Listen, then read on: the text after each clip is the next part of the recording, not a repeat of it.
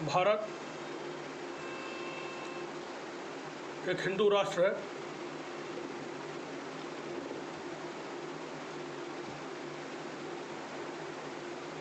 ज़ाहिरी तौर पर भारत को एक गैर सांप्रदायिक यानी सेकुलर देश कहा जाता है, समझा जाता है, मगर हकीकत में भारत जो है वो एक हिंदू राष्ट्र है।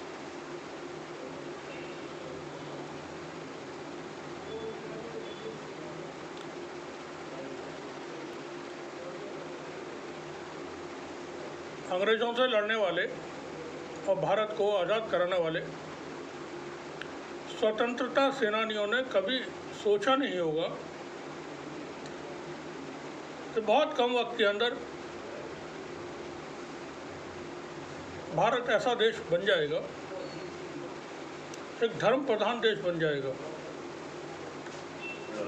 जहाँ के नेता,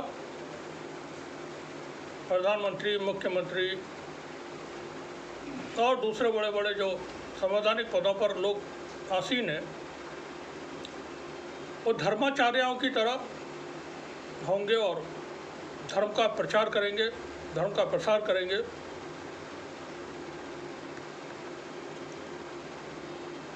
आप देख रहे होंगे बहुत सारी जगहों पर लिंचिंग, रास्ते में आते जाते रोक करके मुस्लिम समुदाय के लोगों को पीटा जाता है, उनकी हत्याएं कर दी जाती हैं, जख्मी कर दिया जाता है बुरी तरह से। और आप देख रहे होंगे मस्जिदों को लेकर के बड़े बवाल किए जा रहे हैं सड़कों पर।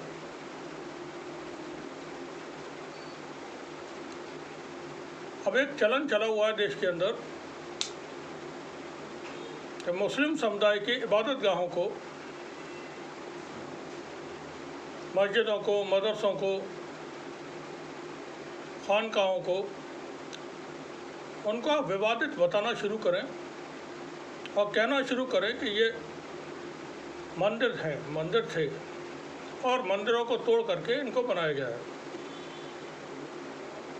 शिमला का मामला आप देख ही रहे होंगे, बड़ी सुर्खियों में है।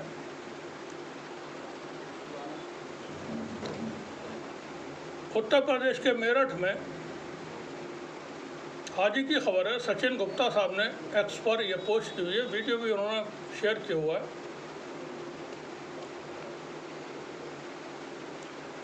उन्होंने जानकारी दी है कि हजरत चांद पीर बादशाह की मज़ार को हिंदुत्ववादी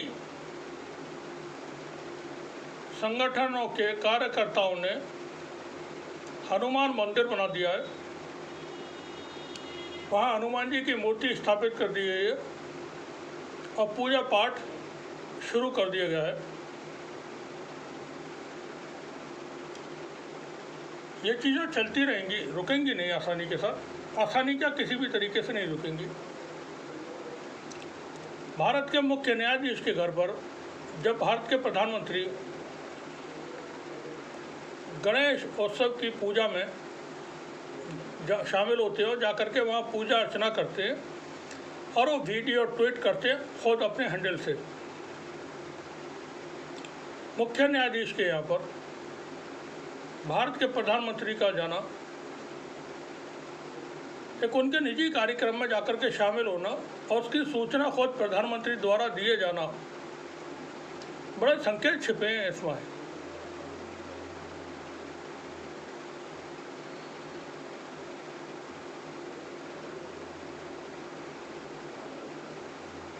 जो हो चुका है वैसा होता रहेगा।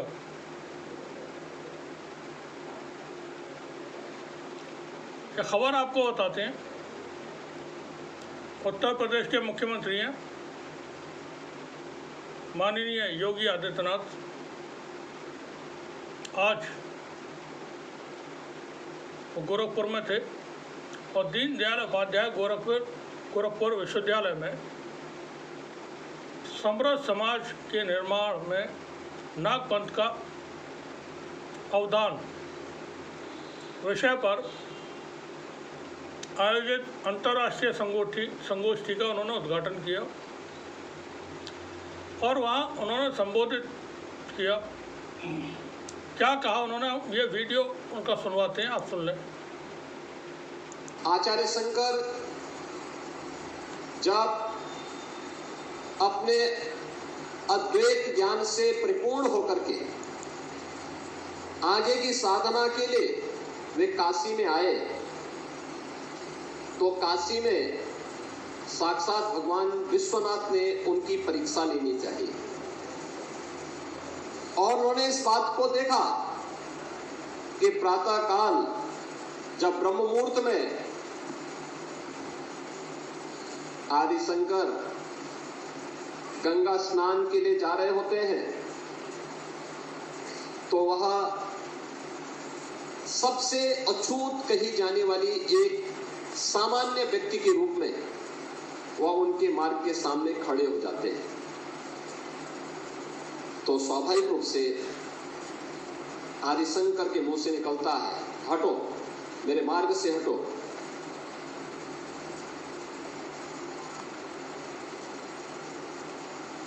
तो सामने से जो चंडाल होता है वह एक प्रश्न पूछता है कि आप तो अपने आप को अद्वैत ज्ञान के मर्मज्ञ मानते हैं, आप किसको हटाना चाहते हैं? आपका ज्ञान क्या इस भौतिक काया को देख रही है, इस भौतिक काया के अंदर बसे हुए ब्रह्म को देख रही है? अगर ब्रह्म सत्य है तो जो ब्रह्म आपके अंदर है वही मेरे अंदर भी है, और इस ब्रह्म सत्य को जान करके अगर आप इस ब्रह्म को ठुकरा रहे हैं तो इसका मतलब आपका ये ज्ञान सत्य नहीं है। तो उन्होंने कोई बहुत चकते एक चंडाल के मुंह से इस प्रकार की बात, उन्होंने कहा कि आप कौन हैं, मैं जानना चाहता हूं। उन्होंने कहा कि जिस ज्ञान व्यापी की साधना के लिए, दुर्भाग्य से वो ज्ञान व्यापी आज लोग उसको दूसरे शब्दों में मस्जिद कहते हैं, लेकिन जो हम सुनाना चाहते थे वो ये लाइन है, ज्ञान व्यापी दुर्भाग्य से, जैसे आज लोग दूसरे शब्दों में मस्जिद कहते हैं, सुने। और ज्ञान व्यापी साक्षात विश्वनाथ ही है। ज्ञान व्यापी जो साक्षात विश्वनाथ ही हैं, साक्षात विश्वनाथ है। जिस ज्ञान व्यापी की उपासना के लिए आप केरल से चल करके यहाँ आए हैं, मैं यही सुनाना था आपको, एक बार और सुना देते हैं। जिस ज्ञान व्यापी की उपासना के लिए आप केरल से चल करके यहाँ, लेकिन वो ज्ञान व्यापी साक्षात विश्वनाथ ही है। ज्ञान व्यापी साक्षात विश्वनाथ ही है। यह मुख्यमंत्री उत्तर प्रदेश योगी आदित्यनाथ जी कह रहे हैं। मस्जिद का जो मामला है वो आपकी जानकारी में हो गई, वह न्यायालय में विचाराधीन है। क्योंकि मेरी ज्ञानव्यापी मस्जिद को मैंने देखा हुआ है, 2 बार मेरा जाना हुआ, बिल्कुल पूरा विश्वनाथ टेम्पल और ये सब देखा हुआ है इलाका। हिस्टोरिकल जो फैक्ट्स हैं वो आप उठा करके रख दें अलग। अब इतिहास को कोई मानने को तैयार नहीं है। चंद्र प्रकाश द्विवेदी जैसे लोग पानीपत फिल्म बनाते हैं, वो फिल्म डिब्बा गोल हो जाती है, डिजास्टर होती है। अक्षय कुमार, संजय दत्त, इतिहासकार हैं डॉक्टर चंद्र प्रकाश द्विवेदी, जो राइटर उसके हैं, स्क्रीन प्ले वगैरह उन्होंने लिखा। एक फिल्म और बनाई थी उन्होंने सनी देओल को लेकर के, रोक सको तो रोको। एक और बनाई थी 80 बनारस के ऊपर थी। हम ये अननेसेसरी दूसरी तरफ जा रहे हैं। बात यह है कि इतिहास में जो है वो आप भूल जाएं, जो चीज़ें हैं हम डिसाइड करेंगे चीज़ों को। बाबरी मस्जिद का हम डिसाइड करेंगे क्या होगा, बाकियों का हम डिसाइड करेंगे क्या होगा। माननीय मुख्यमंत्री योगी आदित्यनाथ जी के गुरु गोरखनाथ बाबरी मस्जिद के अंदर उन्होंने मूर्ति स्थापित की थी 1948 में। अलौकिक एक वहाँ चमत्कार हुआ था। रात के वक्त भगवान राम की मूर्ति प्रकट हुई और चारों तरफ रोशनी हो गई उसके, कैसा जानकारियाँ हैं। तो आज जो मुख्यमंत्री महोदय ने जो हम सुना रहे थे कहा, उसके ऊपर ये हजरत है कोई मौलाना हर फटे में पांव डालने की आदत भी है।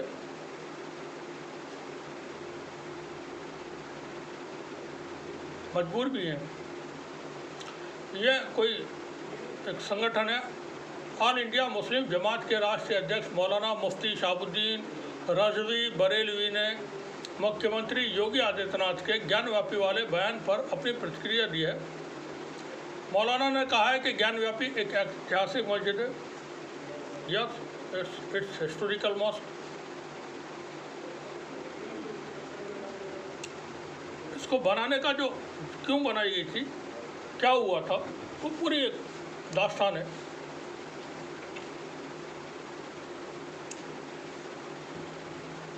वो कहते हैं इसकी तारीख, इतिहास कई 100 साल पुरानी है।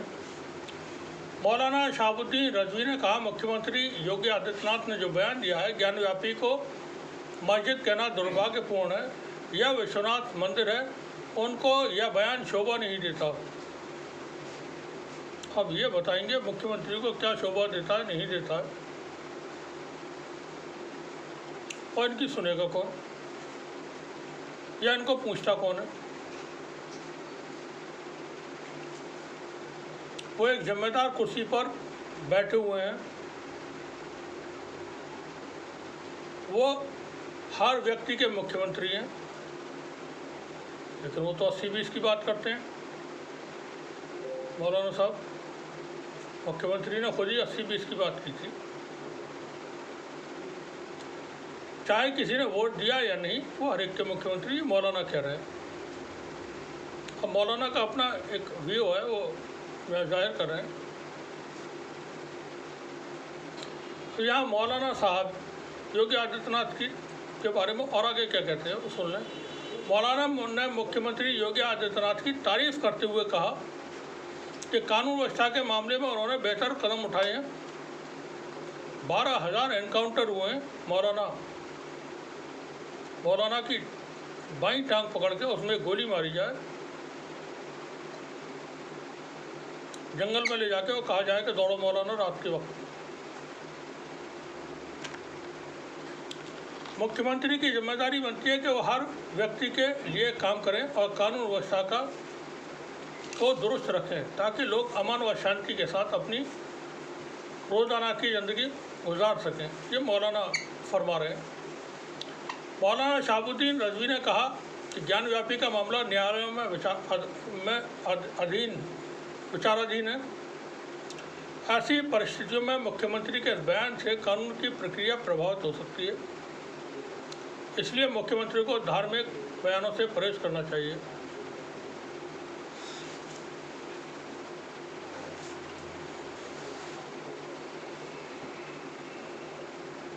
मैं ये कहूँगा, मुस्लिम जो मौलाना हैं, मौलाना टाइप के लोग हैं,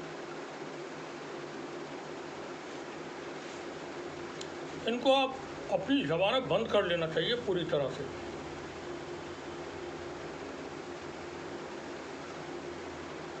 बिल्कुल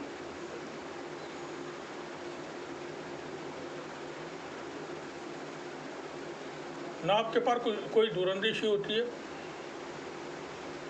ना आपके पास कोई हिकमत होती है, ना आपके पास जानकारियाँ सही दुरुस्त होती हैं। फिर भी आप बड़ी लकड़ी फटे में टांग अड़ाना शुरू कर देते हैं।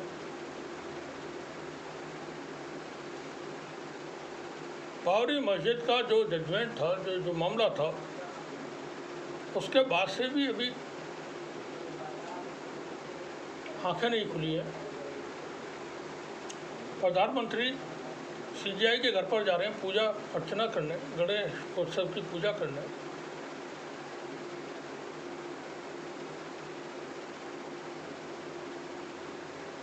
किस ख्याली दुनिया में तुम जी रहे हो इंसानों?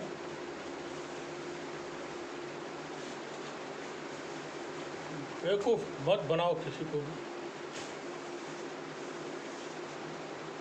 सरकार जिसकी सब कुछ उसका, मौलाना या कोई और की हैसियत क्या है?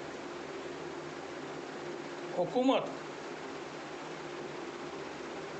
सब कुछ हुकूमत के हाथ में हुआ करता है, सारी ताकत हुकूमत के हाथ में हुआ करती है, पूरा सिस्टम हुकूमत के हाथ में हुआ करता है। फैसले तकदीर बदला करते हैं। आप कहीं हैं,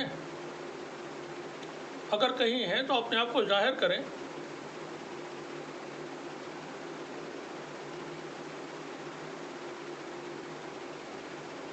या हुसैन हम ना हुए, हम होते तो हम भी यजीद के साथ होते। शुक्रिया आप सभी का।